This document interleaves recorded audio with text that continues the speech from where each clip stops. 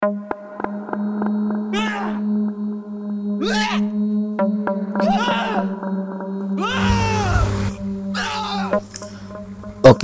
assalamualaikum warahmatullahi wabarakatuh. Selamat berjumpa kembali dengan Dedi Ropani Channel.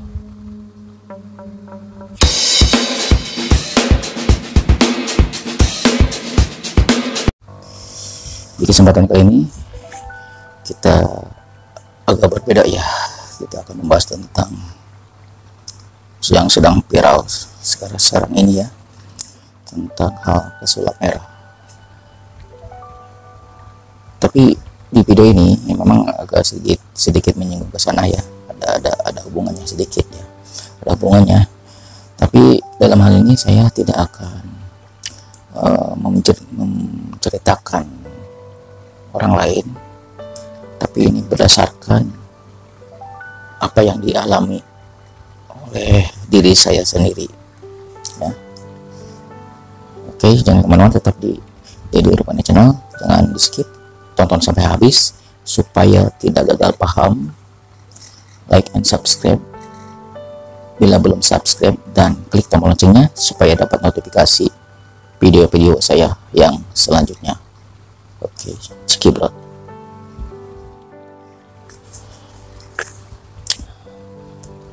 Ini berdasarkan ya pengalaman saya pribadi, tidak ada hubungannya dengan orang lain ya.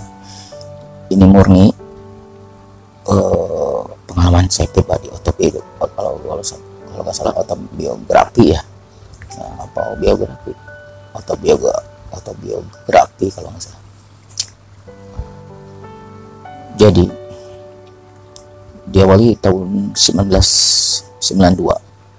Waktu itu saya kelas 2 SMA ya, masih muda ya. Sekarang juga masih muda sih maunya ya, memang masih muda sih kalau jiwanya. Oke, kita lanjut. Diawali dari pertama kali ya, saya ada yang menawarin ikut aliran ilmu tenaga dalam ya, yang sekarang sebut ahli hikmah ya. Saya diajak oleh teman saya sendiri, mari kita ikuti hitung-hitung olahraga katanya. Saya penasaran waktu itu, bolehlah, gimana? Ternyata dekat ya, ayo. Lalu saya diajak oleh teman saya itu dan diperkenalkan dengan seorang guru ya, guru spiritual atau ahli tenaga dalam waktu itu ya. Akhirnya ngobrol sana sini, akhirnya saya mengutarakan maksud ingin ikutan katanya ya. Akhirnya diberilah persyaratan, maksudnya kalau ingin mengikuti perguruan tenaga dalam atau yang bisa mementalkan orang ya, bukan benda ya, tapi ini harus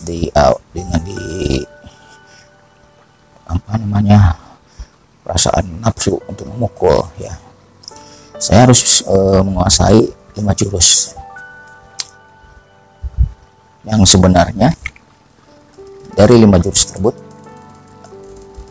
1 jurus harus dikuasai dulu selama 3 bulan.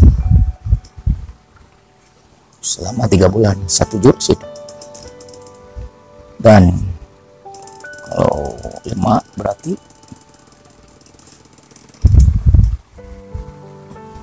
ya. Wah, kacau nih. Kalau 5 berarti 15 bulan. Kapan mau diisinya nih? Ya, akhirnya dengan ada kebijakan dari guru ahli hikmah saya, ahli hikmah saya. Akhirnya tilah-tilah secara 1 bulan, ya, 1-2 jurus selama 2 bulan dipersingkat.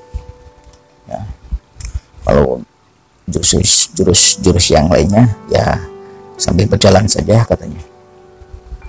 Hanya kurang dari 1 bulan, hampir 1 bulan kalau nggak salah, langsunglah ada prosesi pengisian ya, dengan cara kita pakai kolor doang, wudhu dulu ya, dan airnya diisi lah, diusap gitu. Setelah itu ada teman-temannya, kalau nggak salah ada orang, kalau nggak salah kakak seperguruan, atau bisa dikatakan lah juga kakak kelas saya waktu di SMA ya. Ada orang khusus yang mengetes, yaitu dengan cara memukul dengan penuh nafsu, lalu dengan cara kita menahan napas, atau maksudnya pakai pernapasan perut ya. Itu kan udah dilatih di jurusnya. Akhirnya terpentalah orang, 1 orang, 2 orang, 3 orang, dan akhirnya seringlah kami, kalau nggak salah dulu itu ada 6 orang ya, 6 sampai 7 ya, termasuk saya yang terakhir dan teman saya ya, 7 orang lah, kalau nggak salah 7 orang lah, antara 6-7 orang, kadang-kadang bisa lebih itu. Akhirnya ditentukan latihan-latihannya awalnya di rumahnya, di rumah guru saya, dan akhirnya sampai di lapangan terbuka ya, sampai terpental, kelihatan mentalnya gitulah ya. Dan saya punya ada ya anehnya, ada teman saya yang ya justru yang mengajaknya ini tidak bisa, maksudnya dia lebih condong ke penasaran, mungkin lebih condong ke logika yang entahlah, dia mencoba memukul selalu kena, tidak berpengaruh seperti itu ya, entahlah ya. Itu pengalaman saya ya, sempat dia dari belakang mukul saya sampai saya seperti didorong sekaligus ya, padahal itu kekuatan memukulnya keras sekali, wah ya, sampai punggung saya kaget, wah sakit nih.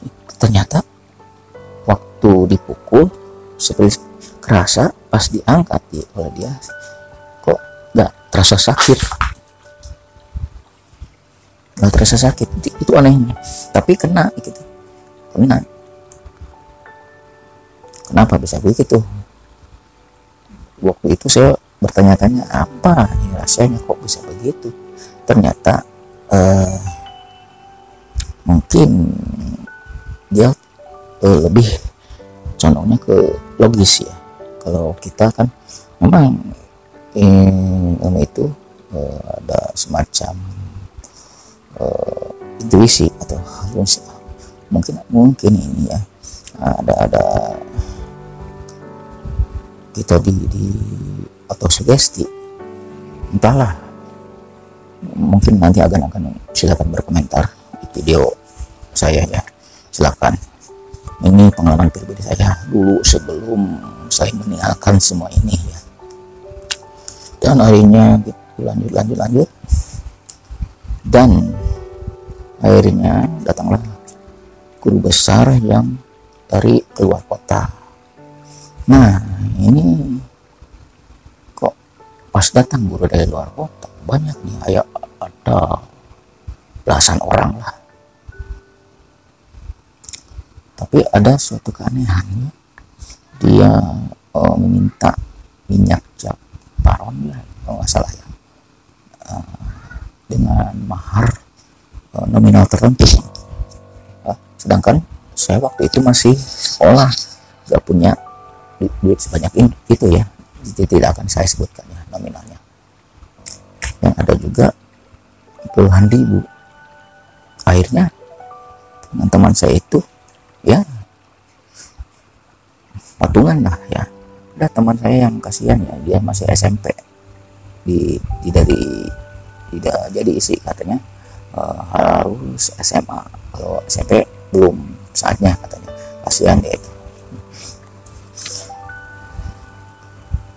Jadi yang banyak itu waktu ada guru besar yang saya agak janggal, kok yang ada duit langsung naik tingkat, sedangkan saya yang tidak punya, ya belum bekerja ya, masih sekolah, kok belum ditek-tek belum naik tingkat ya.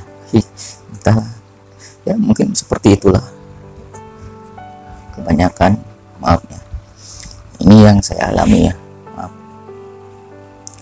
Dan selanjutnya akhirnya saya belajar dari guru yang pertama, ada amal-amalan tertentu ya, seperti lah apa namanya ya, untuk tambahan, ilmu tambahan, supaya apa namanya, menangkap lah makhluk gaib, atau untuk apa namanya ya, seperti gini, seperti memakan beling ya, dan anti air keras ya, pernah saya lakukan. Kalau air keras saya kurang tahu ya, apakah itu presentasinya berapa, apakah 100% ataukah 10%, saya kurang tahu. Sebelumnya kurang paham waktu itu ya, maklum lah masih muda ya. Tapi memang waktu dibasuh ke tangan dan ke sini ya, apa namanya, seperti agak gatal, tapi nggak terluka sama sekali. Itu dulu ya, bukan sekarang. Saya nggak berani sekarang ya, catatan itu dulu, bukan sekarang. Sudah insaf sudah meninggalkan semua itu ya. Dan sampai main beling katanya, tapi beling nggak ada. Akhirnya apa, saya coba semacam silat gol ya, sebab silat gol itu alot, jadi saya ganti dengan silat tiger ya, seperti makan kerupuk aja, seperti itu. Tapi ada bapak-bapak yang seperguruan dengan saya ya, dia entah kenapa menguji air kerasnya itu, entah kenapa dia kebakar, gosong di sini ya. Kalau alhamdulillah saya enggak ya, mungkin masih dilindungi ya. Dan akhirnya saya mempelajari hal tersebut. Tapi untungnya pesan guru pertama saya, jangan lupa, jangan tinggalkan sholat. Kalau ilmu hodam ini, kalau ilmu al-hikmah ini, jangan sampai meninggalkan sholat. Itu pesannya ya. Saya ulangi, memang ada suatu kejanggalan dalam diri saya. Selalu setelah mempelajari itu, selalu seperti ada pusing, seperti apa namanya, kurang darah atau darah tinggi ya. Padahal pas di tensi normal semuanya. Itu aneh ya, mungkin entahlah. Akhirnya saya sudah selesai di berguru ke sana, tamat kayaknya ya, sudah tingkat kedua lah. Oke, kamu sudah tingkat 2 aja ya, jangan sampai tingkat 4 udah.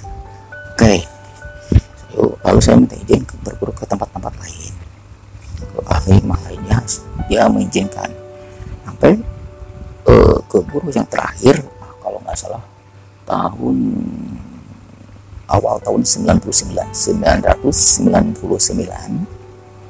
ya, saya berguru lagi terakhir.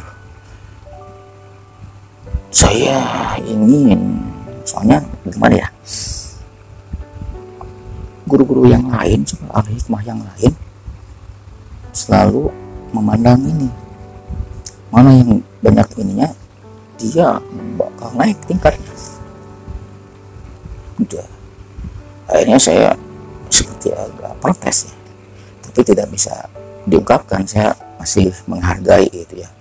Mungkin yang ada biaya operasional atau gimana ya, mungkin untuk beli anu ya, saya tidak sudon kalau masalah itu ya, saya wajar aja mungkin waktu itu. Dan akhirnya saya mempelajari, tepat guru terakhir dia tidak tidak mentarik, dia benar-benar ingin membimbing saya. Kamu ingin berguru saya, silakan, tapi dengan syarat jangan memasang tarif. Kecuali kalau dia memberi, ya silakan, itu rezeki kamu katanya, tapi jangan memasang tarif, itu pesannya. Itu guru terakhir. Akhirnya saya digembleng sampai 1 tahun. Akhirnya memang ada sesuatu yang tidak berhasil saya kuasai ya. Seperti memadamkan lampu, saya tidak bisa. Lampu lilin harusnya padam tapi tidak, malah membesar doang. Tapi saya malah kaget, jadi matanya mengedip, jadi akhirnya saya gagal. Tapi saya diberi amalan tertentu hampirnya sampai 2 bulan berturut-turut. Sudah itu, sudah stop, kamu udah cukup, silakan kamu mau mengangkat murid pun bisa katanya. Jadi waktu itu dia semacam grandmaster ya. Jadi akhirnya dia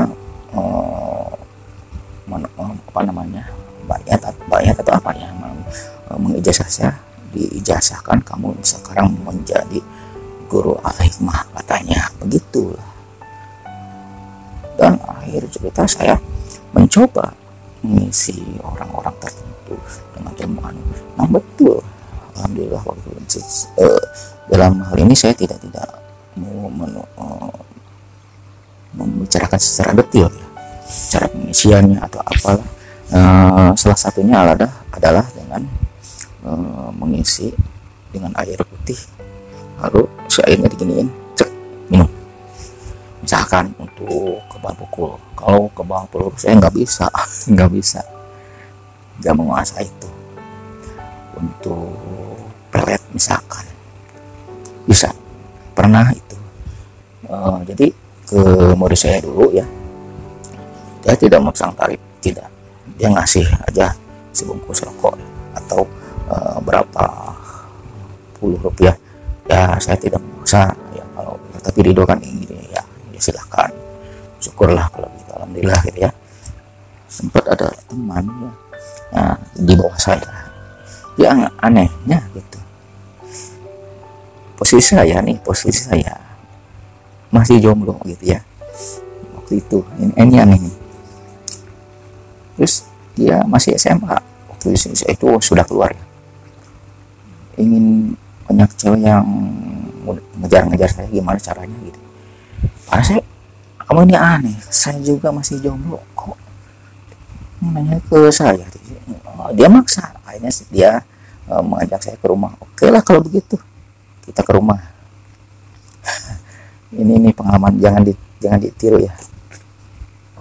Akhirnya dia di rumah, saya suruh siapkan satu gelas air. Saya media saya 1 gelas air ya. Akhirnya saya manggil khodamnya yang ada di pantai selatan, pokoknya siapa, entahlah siapa, pokoknya datang. Akhirnya terjadilah saya dengan dia secara batin komunikasi itu dulu ya, bukan sekarang. Jadi dia menjelma seperti sosok wanita, menjelma ya, bukan sosok jin asli, bukan. Kalau kita hanya nabi dan rasul yang bisa melihat jin dalam bentuk asli. Kalau orang awam selain nabi dan rasul tidak bisa melihat jin dalam bentuk asli, tapi menjelma ke dalam bentuk yang lain, manusia atau binatang gitu ya. Nah, kita lanjut ya. Ini yang datang seperti putih. ada apa, katanya. Lembut sekali. Ini teman saya ingin dicintai dan disukai banyak wanita, seperti pemikat gitu ya. Oke, dia seperti menyodorkan sesuatu ya. Yang pertama, seperti mutiara masukin ke punggungnya dan mustika mutiara kuda pantai selatan ke punggungnya. Si teman itu mau muntah. Akhirnya apa? Udah pusing, dia pusing, udah kunci, ada jurus kunci dalam al-hikmah ada, tapi dengan syarat kekuatannya 3 bulan 10 hari atau 100 hari. Ini instan soalnya, karena teman saya itu tidak ada pantangan dan tidak ada syarat tertentu. Terus teman saya itu, terus gimana saya? Apa wiri tertentu? Nggak perlu. Apakah harus puasa?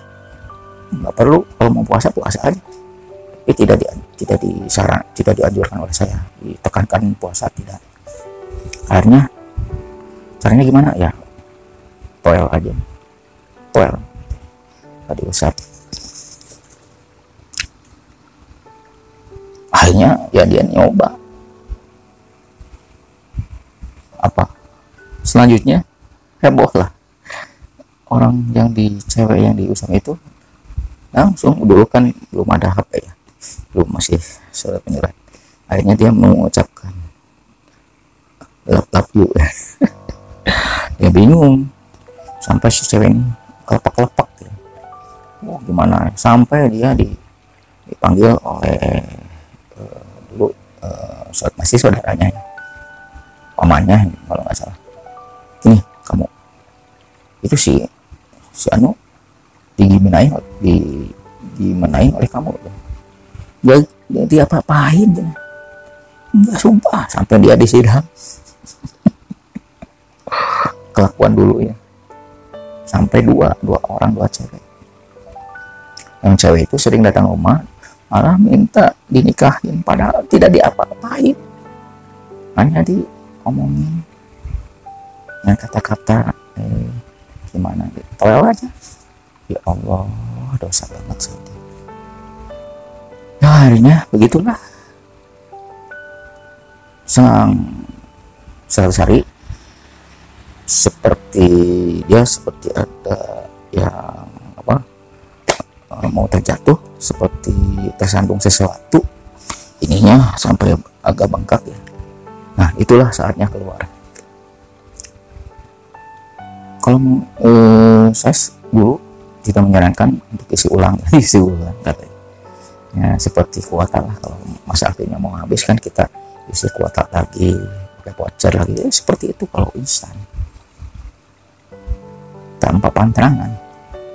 Kalaupun pakai pantrangan itu dimasukkan kepada ibaratnya susu, pasti ada pantrangan, soalnya dalam tubuh itu permanen, kecuali dihilangkan dengan pengobatan ruqyah, bisa dihilangkan ya. Dan selanjutnya begitulah. Dan akhirnya awal tahun 2000, tapi maaf ya, yang tadi ya, kalau seandainya dia mengisi ulang terus ya bisa lagi, tapi karena ya udah pas awal tahun 2000 ada di stasiun TV tertentu ya, di stasiun televisi tertentu ada yang namanya ruqyah massal. Saya melihat, wah benar nih, apakah benar? Akhirnya saya penasaran, saya tulis doa-doa ruqyah tersebut, lalu saya baca. Dan yang anehnya kok saya seperti pusing, mual, muntah, sampai muntah berkali-kali, pusing. Ini mata ini seperti nanar atau apa ya, gelap. Sekitar saya ini jadi gelap, padahal posisi siang hari waktu itu ya. Kok gelap nih, walah, ternyata badannya ada jinnya nih. Akhirnya saya keluarkan. Waktu itu saya insaf ya dari hal-hal tersebut. Akhirnya saya tinggalkan. Saya tidak tidak bergelut di dunia itu lagi. Akhirnya saya berbalik 180 derajat untuk mencegah atau ya, mengajak teman-teman jangan bergelut di dunia itu, soalnya bahaya. Kalau tidak ada pendamping, bahaya sekali ya. Itu bahaya sekali. Soalnya ada pengalaman saya, kalau ibadah itu atau sholat itu tidak khusyuk, seperti ada wajah di tempat persujudan itu, seperti wajah menyeringai, entah kakek-kakek. Astagfirullah, seperti ada gumpalan asap hitam mau masuk ke dalam diri saya. Pusing. Ini seperti darah rendah ya, seperti yang kurang tidur, sakit tiap maghrib, efeknya begitu ya. Jadi setelah mengenal ya, akhirnya saya tinggalkan begituan. Karena mau dulu udah tahap guru ya. Bukan praktisi lagi kan, ilmu hidayah kodam itu ada pemula, praktisi, guru, dan maha guru ya. Jadi ya, ke tingkat ketiga ini ya, tapi sudah itu masa lalu kelam saya. Nah, begitulah pengalaman pribadi saya ya. Ini masalah yang sedang viral itu ya, sulap merah ya.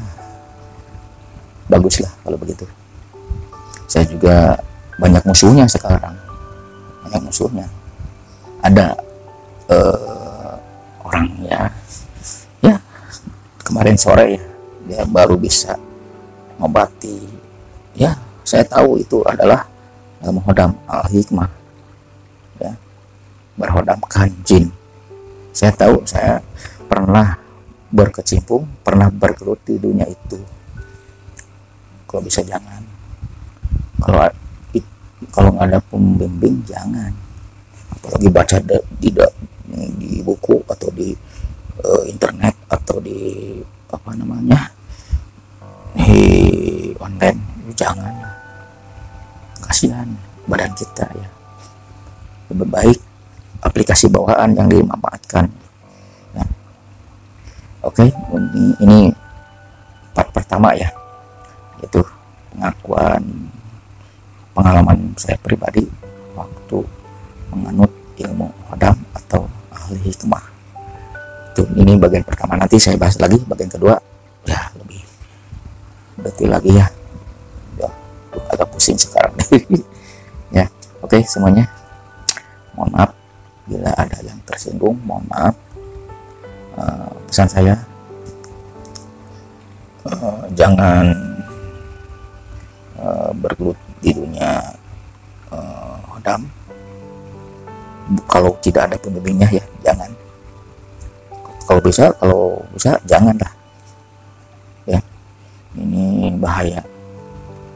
Soalnya kalau tidak digunakan bisa berbalik kepada badan kita, pusing-pusing atau gimana ya. Itu pun saya disarankan oleh guru saya, jangan tinggalkan sholat itu. Kalau meninggalkan sholat, saya pasti lebih menyimpang lagi. Oke.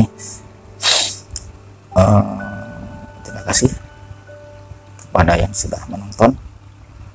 Mohon maaf bila ada kata-kata saya yang kurang berkenan dan kurang sempurna dari penyampaian, dan mohon maaf bila ada yang tersinggung, mohon maaf. Ini adalah pengalaman pribadi saya sendiri, bukan pengalaman orang lain ya. Mohon maaf. Semoga semuanya dalam keadaan sehat walafiat. Putih Irfan Channel mengucapkan assalamualaikum warahmatullahi wabarakatuh. Salam sehat selalu.